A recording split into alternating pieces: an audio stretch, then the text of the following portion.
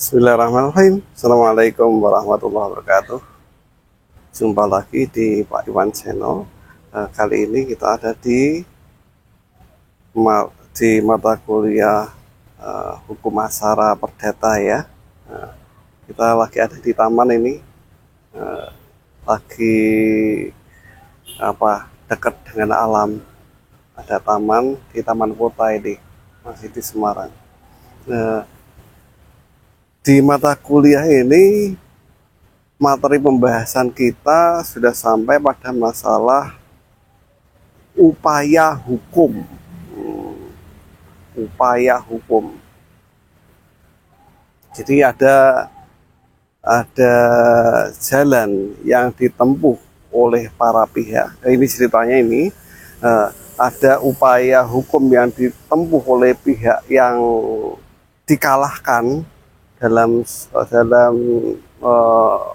tingkat peradilan, hingga kemudian ia mengajukan upaya hukum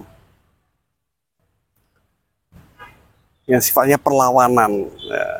Jadi perlawanan ini tidak hanya ketika terjadi di dalam sidang saja, melainkan di luar sidang pun bisa dimungkinkan terjadinya perlawanan.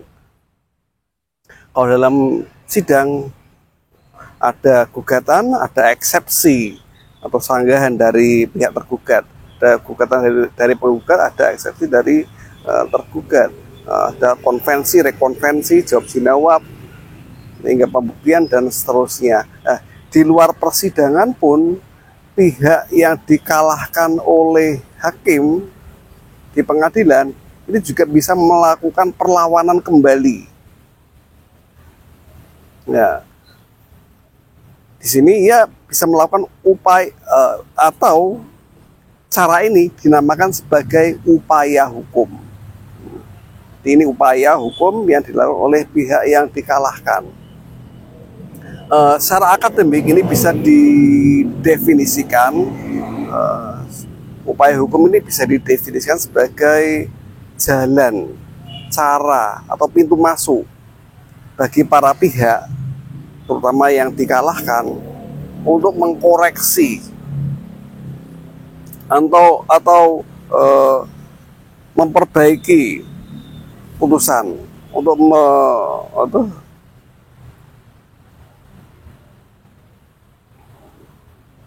mengkoreksi. Dan kalau juga ada keberatan-keberatan yang disampaikan oleh para pihak, terutama yang kalah, terhadap putusan pengadilan yang mengalahkannya. Nah, dan koreksi ini dikarenakan adanya kesalahan-kesalahan yang bisa dimungkinkan oleh hakim.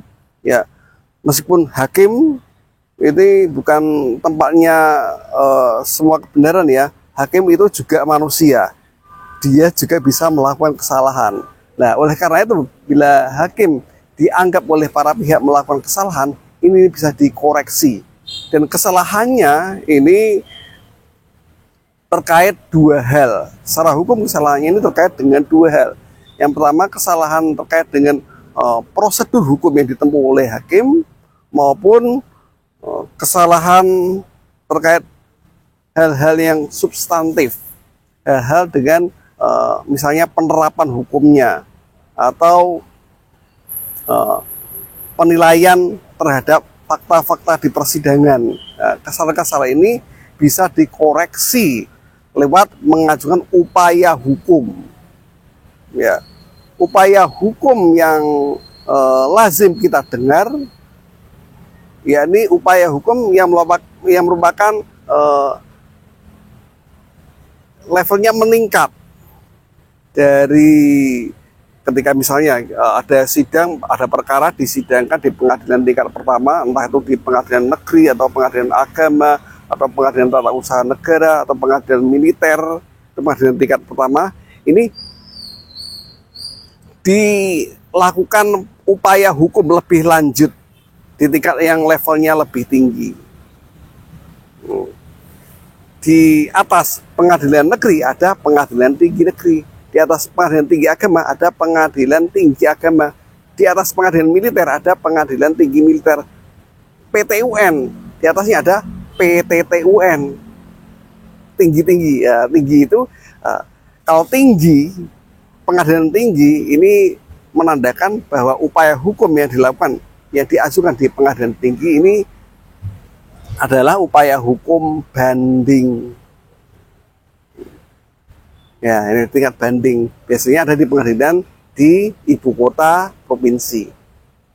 Ya, ketika di tingkat banding dikalahkan, ya pihak yang dikalahkan bisa melakukan upaya hukum lebih lanjut, lebih tinggi lagi, yakni ke Mahkamah Agung di Jakarta. Upaya hukumnya namanya apa? Kasasi. Nah, kasasi. MA itu adalah lembaga tertinggi. Terus bisa nggak melakukan upaya hukum lagi? Ya, ini upaya hukum di tingkat MA ini sifatnya inkrah van gewisde. Inkrah van gewisde atau telah berkekuatan hukum tetap, karena pengadilan di tingkat Mahkamah Agung adalah pengadilan yang levelnya tertinggi, kasasi. Meskipun demikian, meskipun PK ini adalah sudah diajukan, dimohonkan ke peradilan yang tertinggi di Mahkamah Agung, tetapi ternyata ada upaya hukum lagi, namanya peninjauan kembali. Peninjauan kembali, lihat kata katanya, peninjauan kembali. Terus pengajuannya kemana PK itu? Ya, pengadilan yang sama, karena ada kata kuncinya kembali tadi, berarti apa? Kembali lagi ke Mahkamah Agung sebagai penguasa peradilan kekuasaan kehakiman tertinggi di Indonesia. Itu upaya hukum yang lazim kita kenal, itu banding, kasasi, PK. Itu yang lazim kita dengar. Meskipun demikian, ternyata ada upaya hukum yang terlewat. Ada upaya hukum yang terlewat. Dan ini ada di level sama, ada di level pengadilan negeri, pengadilan tingkat pertama, atau di PA. Di PA itu para pihak bisa mengajukan upaya hukum sebelum banding, ya. Sebelum banding bisa mengajukan upaya hukum di level peradilan tingkat pertama. Upaya hukumnya apa namanya? Namanya VERZ. Sekali lagi apa namanya? Upaya hukumnya? Upaya hukumnya namanya VERZ. Nah, VERZ, upaya hukum VERZ ini diajukan ke pengadilan tingkat pertama, ke PN atau ke PA, dikarenakan karena hakim memutuskan perkara secara fair stake. Ingat, lawan yang menjadi pasangannya. VERZ ini upaya hukum yang dilakukan terhadap putusan fair stake. Nah, putusan fair stake itu bagaimana sih? Putusan yang dilakukan di mana pihak tergugat dalam keadaan in absentia atau tidak hadir di persidangan. Si pihak tergugat dipanggil berkali-kali tapi tidak datang di persidangan. Ini namanya putusan fair stake. Putusan dengan tidak hadirnya pihak tergugat. Ya, VERZ ternyata itu ada syaratnya. Kenapa fair stake bisa dilakukan? Nah, ini disyaratkan setidaknya ada dua hal. Yang pertama, tadi sudah saya sebutkan tadi, dilakukan dengan alasan putusan fair stake atau tidak hadirnya pihak tergugat. Nah, tapi kalau gitu pihak tergugat bisa seenaknya dong tidak hadir di persidangan. Nah, diputus fair stake nanti tinggal dilawan dengan VERZ. Oh, ternyata tidak begitu mudahnya. tidak begitu gampangnya kita melakukan upaya hukum fair set. Ya, fair set itu ada syaratnya. Ada syaratnya apa sih? Syaratnya pihak tergugat ini melampirkan bukti bahwa ia tidak hadir di persidangan karena alasan-alasan yang bisa dibenarkan. Alasannya bagaimana? Misalnya ia sedang sakit parah sehingga tidak bisa hadir di persidangan. Nah, kalau tidak bisa hadir, apa bukti yang bisa dijadikan sebagai alasan agar dia tidak memenuhi panggilan sidang? Nah, alasannya antaranya apa? Ada surat keterangan dokter atau surat keterangan menginap di rumah sakit misalnya. Nah, ini adalah suatu alasan yang dibenarkan secara hukum bahwa pihak tergugat ini tidak dapat hadir di persidangan sehingga mengajukan upaya hukum fair set. Nah, ini fair set. Nah, umpamanya ketika fair set ini dikabulkan, terus apa yang terjadi? Nah, dengan dikabulkannya fair set, maka pemeriksaan perkara ini diulang dari awal dengan mengulang diajukannya gugatan penggugat, di mana gugatannya kemudian karena sudah hadir si pihak tergugat bisa mengeluarkan eksepsinya atau sanggahannya. Ini berarti mulai dari awal lagi persidangan. Nah, persidangannya di peradilan tingkat pertama. Ini bagaimana upaya fair set dilakukan dan akibat hukumnya jika fair set ini diterima oleh hakim. Nah, akhirnya akibat hukumnya demikian. Nah, persidangan dimulai dari awal. Karena hakim ini juga dalam posisi yang netral, bertindak sebagai wasit. In audi et param, hakim wajib mendengar dari kedua belah pihak, tidak hanya dari pihak penggugat saja. Kalau dari pihak penggugat namanya sepihak. Nah, perlu adanya hearing dari kedua belah pihak, baik gugatannya, alat buktinya, alasan dasar hukumnya, ini semua harus didengar oleh hakim. Nah, tinggal nanti hakim akan menilai. Ya, oleh karena itu, beginilah upaya hukum fair set ini diadakan supaya para pihak terjamin kepastian hukumnya dan mereka dapat diperlakukan, terjamin rasa keadilannya. Nah, ini tadi terkait dengan tujuan dari upaya hukum ya. Tujuan upaya hukum ya tidak hanya fair set saja, tapi juga namanya banding, kasasi, PK. Ini tujuannya demikian, menjamin perlindungan hukum bagi para pihak, tidak hanya satu pihak saja, tapi para pihak, termasuk baik penggugat maupun tergugat. Ya, selain itu juga fungsinya mengkoreksi, memperbaiki putusan yang bisa dimungkinkan ada kesalahan di dalamnya.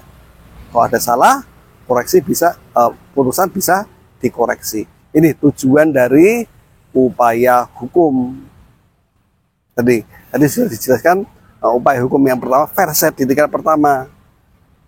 Kemudian baru naik kelas, banding, namanya upaya hukum banding ke level peradilan yang lebih tinggi.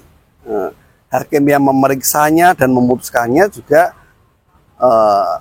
namanya juga beda.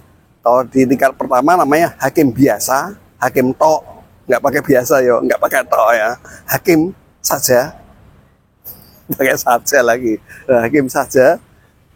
Nah, kalau di pengadilan tinggi namanya hakim tinggi. Nah, upaya hukum banding ini diajukan ke pengadilan tinggi. Hakim yang meriksanya namanya hakim tinggi. Nah, terhadap upaya hukum banding ini ada syaratnya ternyata. Syaratnya apa? Pertama, diajukan ke pengadilan tinggi. Ya tadi ya, jelas diajukan ke pengadilan tinggi. Tapi via pengadilan negeri yang memutus. Jadi ketika diputuskan oleh pengadilan negeri di tingkat pertama ya, pengadilan tingkat pertama yang memutus, ini diputuskan, maka bisa diajukan banding, tapi lewat peradilan pertama tadi, PN atau PA atau PM-nya atau PT UN-nya yang memutus. Nah, diajukan banding via peradilan di level kota kabupaten tersebut. Ini yang pertama. Yang kedua, diajukan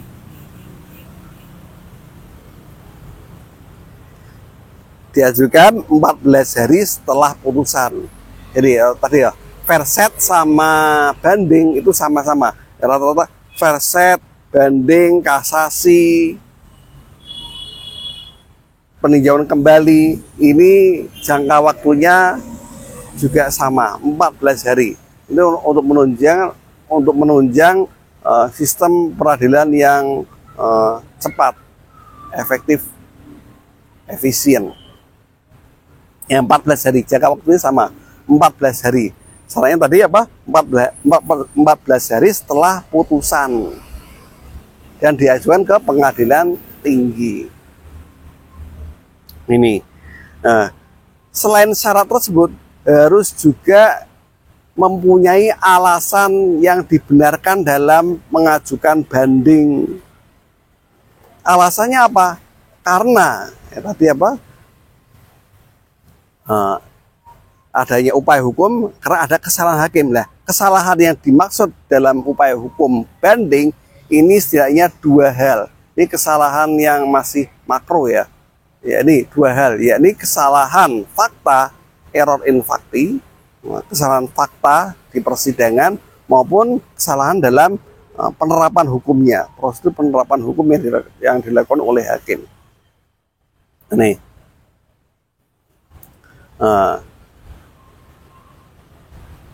Hakim memutuskan sengketa hadonah, kemudian hadonah diberikan, hadonahnya perwalian anak ya, hadonah ini diberikan pada sang kakek, padahal yang mengajukan adalah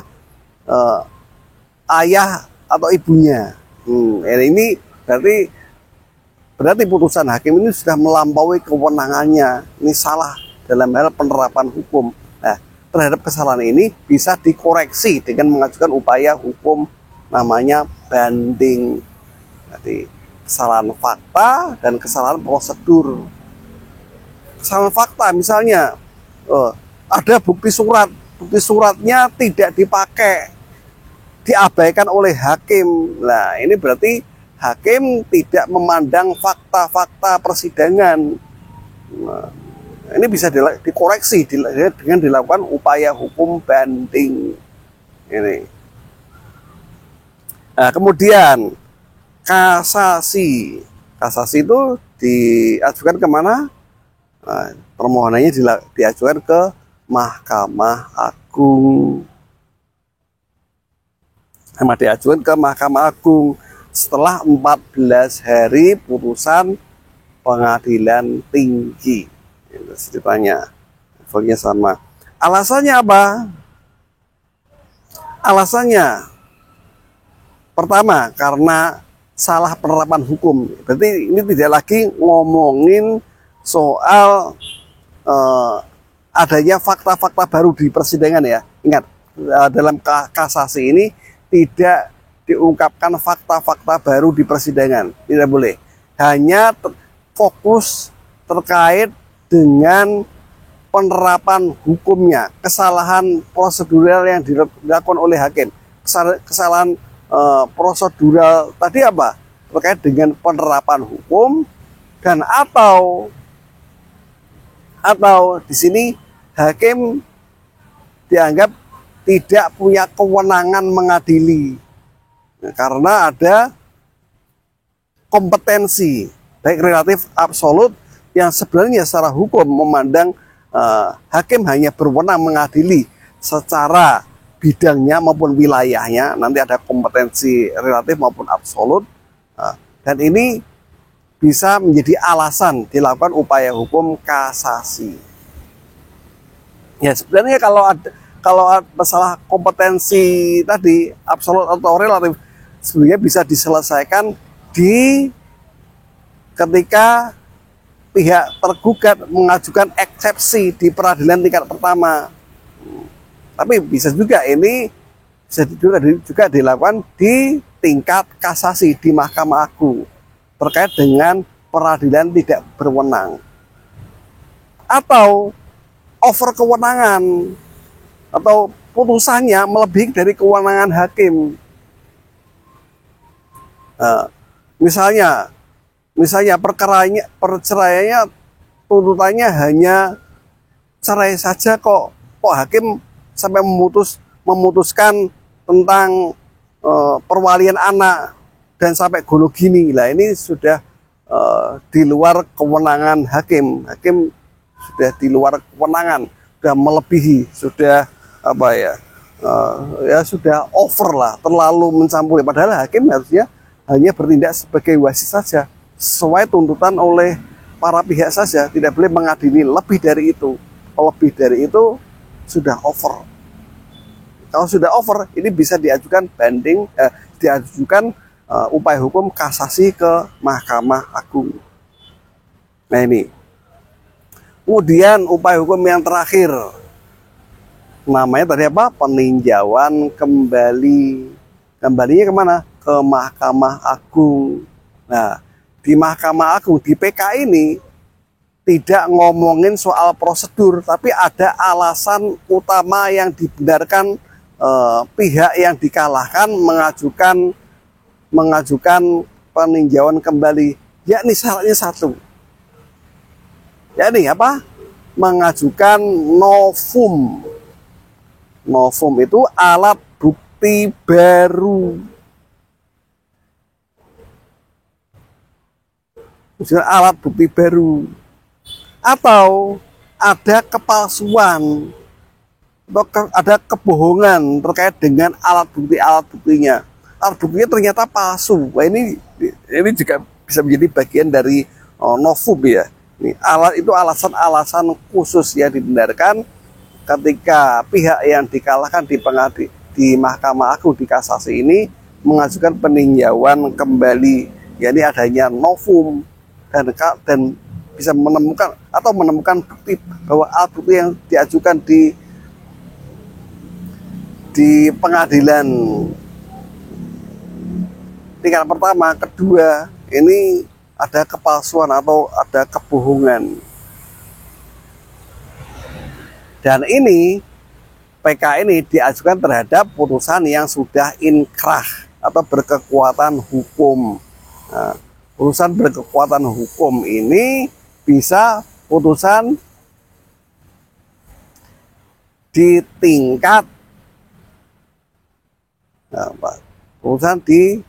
putusan yang telah berkekuatan hukum tetap atau setelah di level terakhir dari upaya hukum sebelum PK di kasasi. Atau para pihak menerima putusan, dengan para pihak menerima putusan ini perkara dianggap atau putusan hakim dianggap sudah inkrah van gewede atau putusan yang telah berkekuatan hukum tetap tadi. Nah, kemudian prosedur mekanisme pengajuannya gimana ya? Tinggal diajukan, kalau verset diajukan ke pengadilan tingkat pertama, PN, PA, PTUN, PM. Nah, itu tingkat pertama diajukan ke sana dengan mengajukan putusan verstek plus alasan dan bukti tidak dapat hadirnya pihak tergugat. Ini kalau verset. Nah, kalau banding bagaimana? Nah, para pihak tinggal membuat memori banding atau memori kasasi yang isinya identitas para pihak, dasar hukumnya, alasan hukumnya, kemudian apa? Tuntutan gugatannya. Ini istilahnya 3 hal itu terkait dengan prosedur kalau memori banding diajukan kemana? Ke pengadilan tinggi via pengadilan tingkat pertama PN tadi, ke pengadilan negeri. Atau kalau memori kasasi diajukannya kemana? Ke Mahkamah Agung. Itu. Ini. Kemudian ya PK sama ya, diajukan ke Mahkamah Agung dengan menyertakan novum tadi. Terus kemudian akibat hukum dari diajukannya upaya hukum, akibat hukum dari diajukannya upaya hukum. Wah, terlalu ribet ya. Ya udah, kita pakai istilah lain. Dampak. Dampaknya apa? Efeknya apa kalau diajukan upaya hukum? Dampaknya ada 2 ternyata. Yang pertama, putusan yang inkrah tadi, yang sebelumnya inkrah, bisa dibatalkan atau tidak jadi inkrah.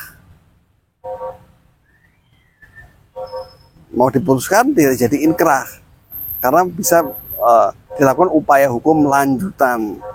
Nah, ini kalaupun inkrah sudah di level kasasi, ini yang kasasi, yang putusan kasasi yang inkrah ini bisa dibatalkan dengan adanya PK, peninjauan kembali. Itu putusan yang inkrah bisa dibatalkan. Yang kedua, ini ya setelah diputuskan tidak hanya melulu perkara selesai putusan selesai, kan tidak hanya di situ, tidak berhenti di situ, tetapi ada tindak lanjutnya. Setelah ada putusan hakim, yang perlu diingat ya, setelah adanya putusan hakim, ya, putusan hakim ini menjadi dasar bagi untuk dilakukan upaya hukum lanjutannya, yakni terkait dengan eksekusi. Ya, mubazir lah kalau hanya putusan hakim hanya menang secara hukum tetapi tidak dapat dieksekusi. Karena putusan hakim ini sifatnya eksekutorial, bisa dieksekusi, menjadi dasar hukum untuk dilakukan upaya eksekusi bagi pihak yang memenangkan perkara. Itu intinya, eksekusi. Dengan adanya putusan hakim menjadi dasar bagi para pihak yang menang untuk melakukan eksekusi. Ini berarti kalau ada mengeksekusi, satu dasarnya adalah ini putusan hakim. Putusan hakim yang memenangkan pihak yang mengeksekusi. Ini bisa dijadikan upaya hukum untuk mengeksekusi, melakukan sita, namanya sita eksekutorial. Nah, ini kalau putusannya sudah inkrah terus dieksekusi ya. Nah, tapi lain halnya kalau para pihak yang dikalahkan, pihak tergugat atau penggugat misalnya kalah, kemudian melakukan upaya hukum lanjutan ke level yang lebih tinggi, entah itu banding atau kasasi atau PK. Nah, dengan adanya banding, kasasi, PK ini ternyata menghapus atau bukan menghapus sih, menunda pelaksanaan eksekusi. Ini dampak hukumnya dari upaya hukum itu tadi seperti itu, menunda dilaksanakannya eksekusi. Dengan ditundanya eksekusi memberi kesempatan bagi para pihak untuk tetap benda barang yang disengketakan ini tetap dalam posisi netral, menunggu sampai ada putusan hakim yang telah berkekuatan hukum tetap sampai final, setelah final ini baru bisa dieksekusi. Ini terkait dengan dampak hukum dilakukannya upaya-upaya hukum tadi, baik verset, banding, kasasi maupun PK. Ini dampaknya ke sana. Dampak itu apa? Dampak itu istilah lainnya adalah akibat hukumnya. Nah itu ya, disita oleh pengadilan kalau sudah berkekuatan hukum tetap. Tapi kalau mengajukan upaya hukum lanjutan, oh tunda dulu eksekusinya. Nah, soalnya kalau eksekusi yang sifatnya provisional ya, seperti putusan sela itu misalnya putusan sela itu misalnya sebelum melakukan sidang perceraian dan pembagian harta golok ini, rumah dan tanah yang disengketakan ini dilakukan konservator beslah, atau ini konservator beslah itu putusan yang sifatnya putusan sela. Ini untuk menjamin bagi para pihak untuk bahwa barang yang sedang disengketakan, misalnya golok ini dalam posisi yang netral. Konservator beslah bisa diajukan oleh para pihak, biasanya penggugat. Itu aja terkait dengan upaya hukum. Di taman ada yang kebut-kebutan ya Anda. Ya. Oke, see you di pertemuan mendatang ya. Terima kasih, saya Iwan Zainulfat. Thank you so much. Kita jumpa lagi di pertemuan mendatang. Nih, saya kasih lihat.